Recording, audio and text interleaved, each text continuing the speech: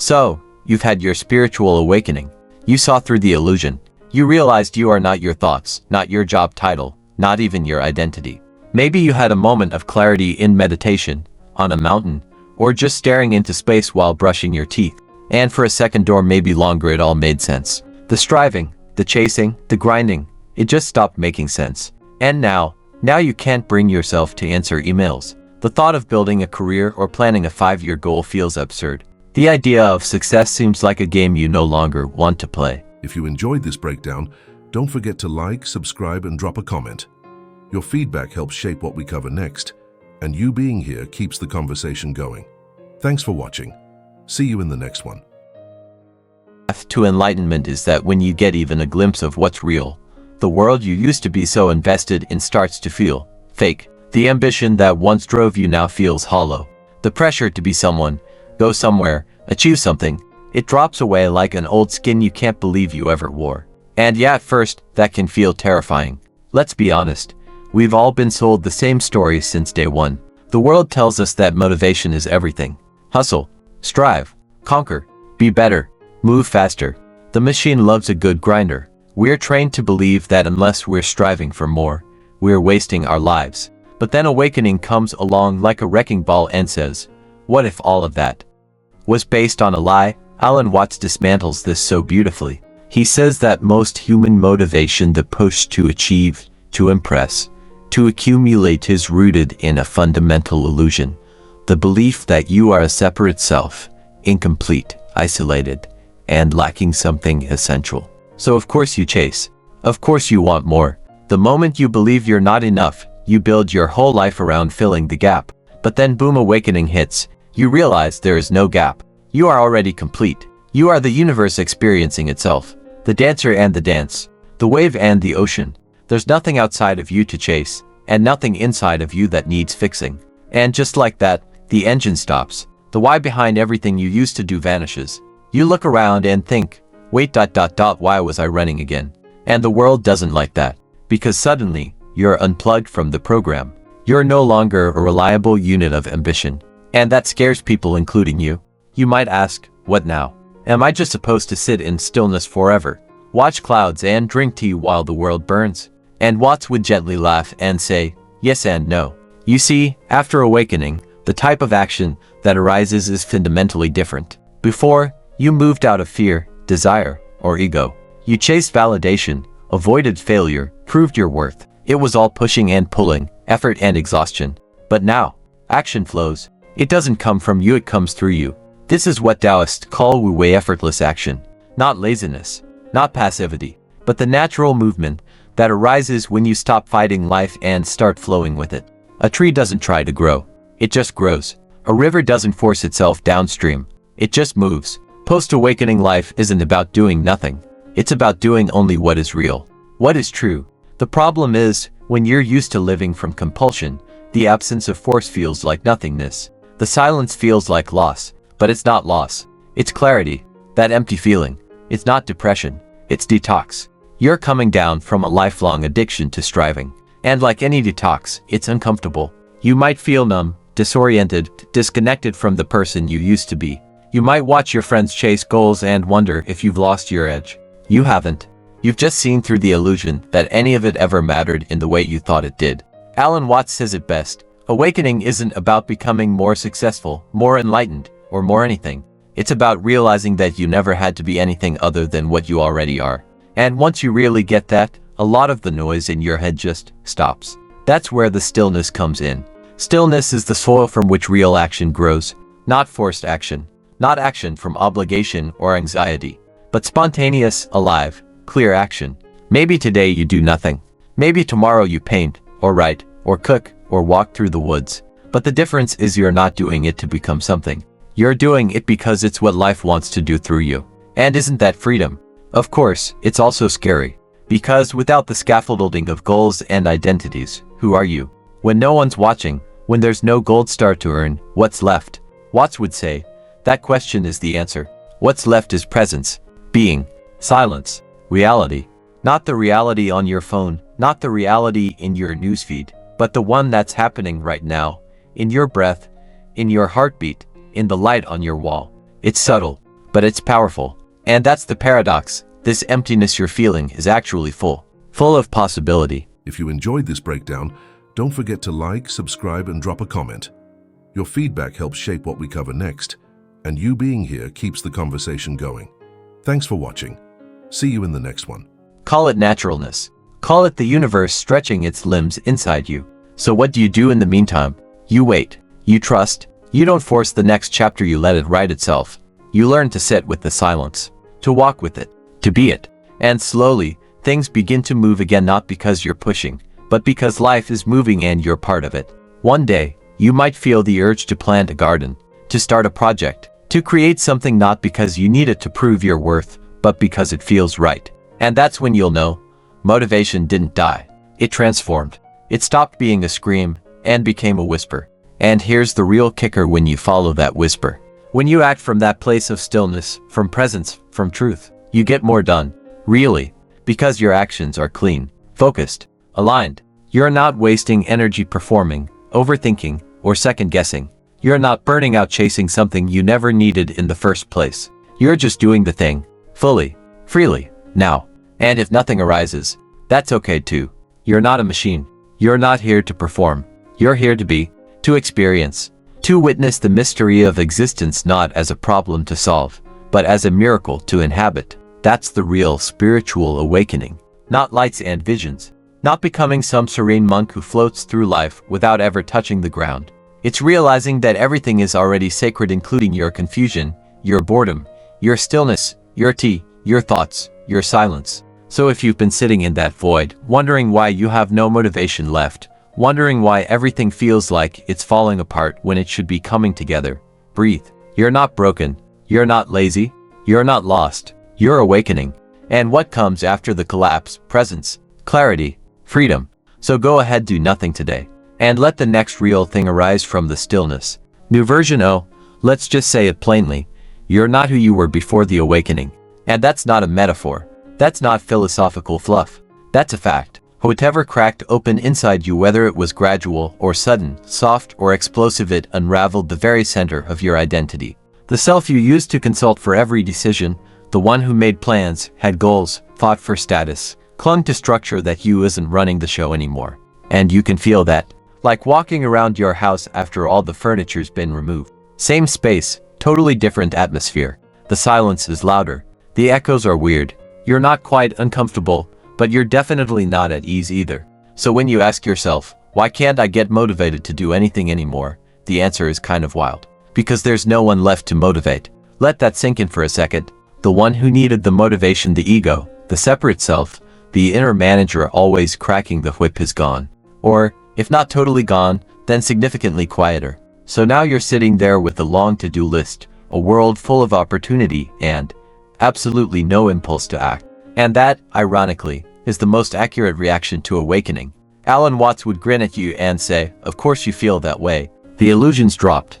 And the drive that fed on illusion, yeah, that went with it. But here's what's trippy and kind of beautiful. You're not supposed to feel motivated in the old way. That frantic, dopamine hit urgency. The tight-chested need to achieve, prove, compete, impress. That dies after awakening. It has to. Because it was never you, it was the voice of fear wearing a productivity costume. The ego's favorite con is telling you that your value comes from doing, from achieving, from stacking up visible wins. But awakening pulls the curtain back. And you see it. The dance, the game, the projection. You see how deeply we've all been hypnotized by the idea that we are what we do. And suddenly, doing feels ridiculous.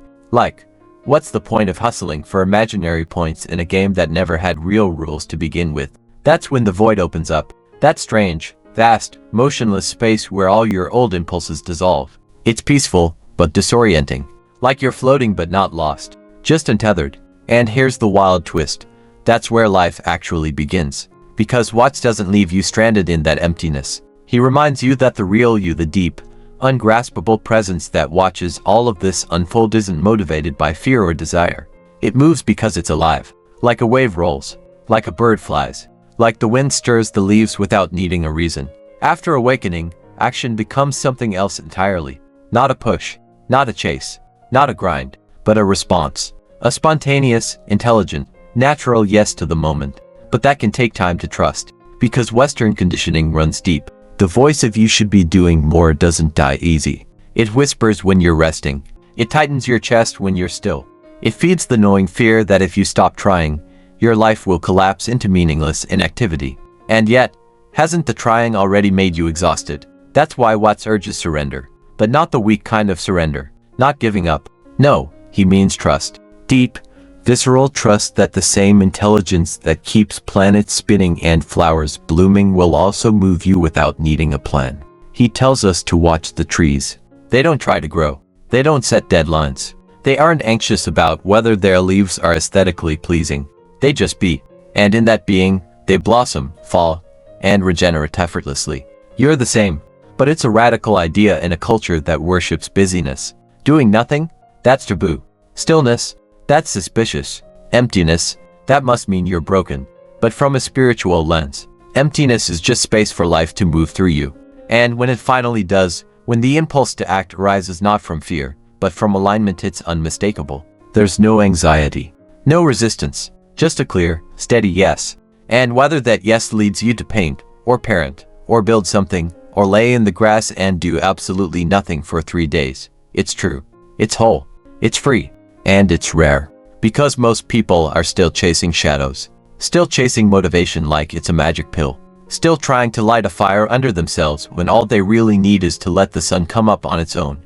That's the paradox. The less you chase it, the more life moves you.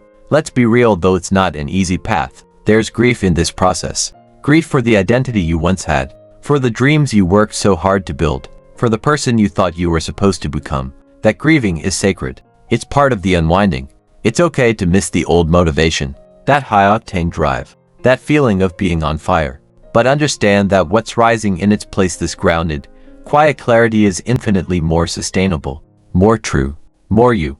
Because Motivation 1.0 was always a performance. It had an audience. It needed applause. Motivation 2.0, the post-awakening kind, is private, silent, rooted. It doesn't need anyone to see it. It doesn't seek outcome. It just does. You'll still take action. You'll still create, love, move, speak, serve. But it won't be for identity. It won't be to escape a sense of lack. It will be because, what else is there to do? Life flows. And when you stop blocking it with noise and tension and overthinking, it flows through you. But don't rush the process. This isn't a glow up. It's a dissolving. It's the death of the idea that you ever needed to improve in the first place. And on the other side of that death, life gets really, really quiet. Then it gets simple. Then it gets clear. So if you're in the post-awakening void right now, feeling useless or weird or like you've lost your edge, just know this. You're not behind. You're ahead. You've unplugged from the noise. You've stepped outside the rat race.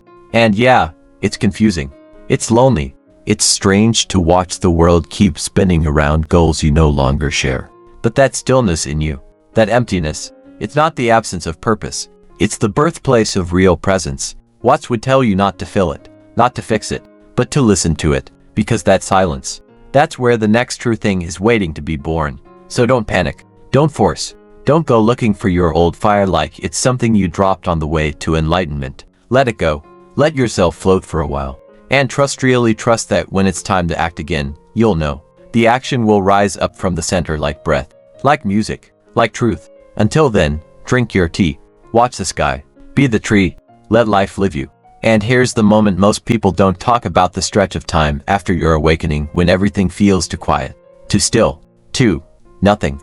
You thought the veil would lift, and angels would sing. You thought you'd become some radiant beam of cosmic productivity, building empires with Zen detachment. But instead, you wake up, stare at the ceiling, and feel nothing pulling you. You sit in front of your laptop, the blank screen blinking like it's waiting for the old you to come back and start hammering keys. But that version of you, the one who thrived on deadlines and dopamine, she's not here anymore. He clocked out. They're gone. And what's left? You. Just you. Unpackaged, unmotivated, unbranded, and honestly, it's kind of terrifying.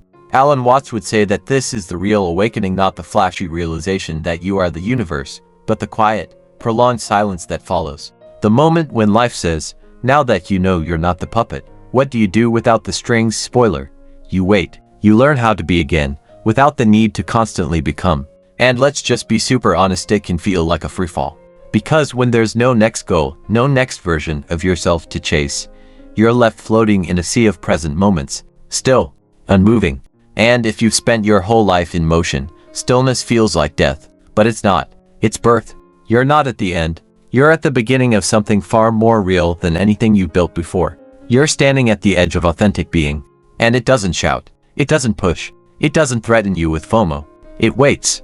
Gently, lovingly, eternally patient. And at some point, when the silence becomes less eerie and more familiar, you'll notice something miraculous. A whisper. It won't sound like the ego's voice. It won't come with charts, checklists, or pressure. It'll come from the marrow. A soft urge. A flicker of inspiration. Maybe a desire to walk outside. Maybe to pick up a paintbrush or write a single, true sentence. Maybe to hold someone. Maybe to sit in the sun and simply exist. And it'll feel honest. No guilt. No urgency. Just a pure yes rising from your deepest center. That's how real motivation works after awakening. It's not a whip at your back. It's a pull from your heart. From something timeless inside you. And here's where it gets interesting when you follow that. You don't burn out. You don't second guess. You don't self-destruct from chasing illusions. You just move naturally, effectively, beautifully.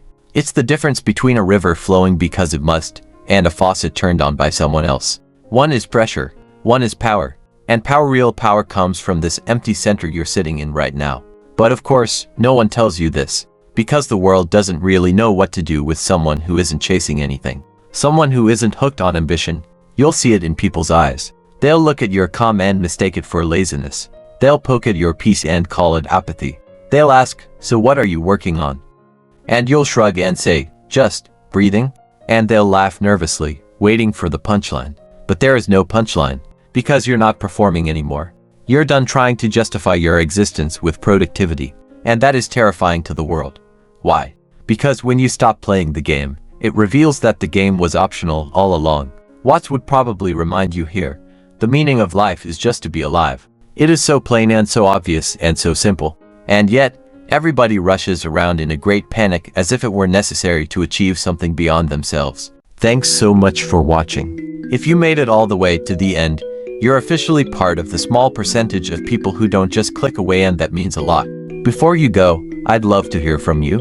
Drop a comment below and tell me your thoughts, your ideas, or even what you'd like to see next. I read every single one of them, and your feedback genuinely shapes the direction of this channel. If you enjoyed the video, tap that like button. It tells YouTube this content is worth sharing. And if you haven't already, hit subscribe and turn on notifications so you don't miss the next upload. We've got more exciting videos coming, and trust me, you'll want to be here for them. This channel is just getting started, and your support helps it grow faster than you realize. Thank you again for spending a part of your day here with me. Stay curious, stay motivated, and as always, take care of yourself. Until next time, I'll see you in the next video.